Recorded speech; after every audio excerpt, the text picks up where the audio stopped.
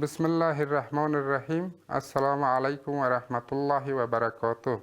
من سید محمد عابد سادات شما را به برنامه هنر خطاطی خوش آمدید میگم. موضوع درس ما است دال.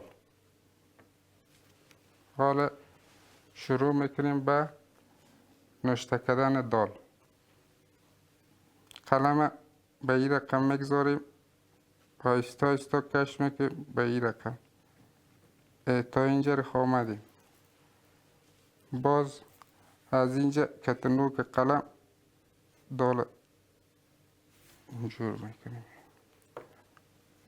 دال که است دو قد قلم بلندیش است. مابین دالم یک نقطه می باشه. باز هم تکرار میکنیم داله به این رقم میاییم، قلم دور داده تا اینجا. از اینجا نوک قلم میگذاریم که نوک قلم جور میکنیم. حالا میخواهیم که امی دال را توسط خطوط برای شما نشان بدیم.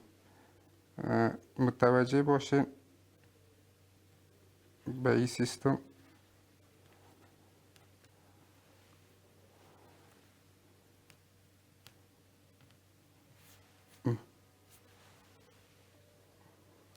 دیدین شاگردان عزیز؟ حالا نوبت حرکاتش است که چند حرکت داره. تا اینجا یک حرکت، این دیگه حرکت، دو حرکت داره.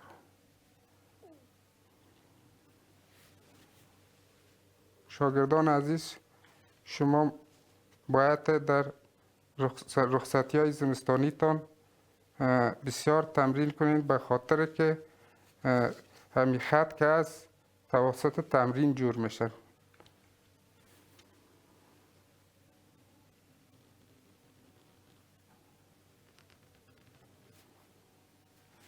متوجه باشین من چند دانه دال کار میکنم به این سیستم.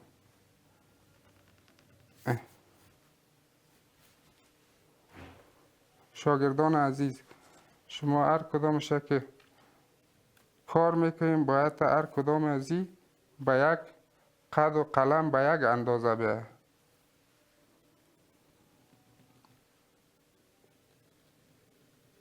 این بود درس حاضر.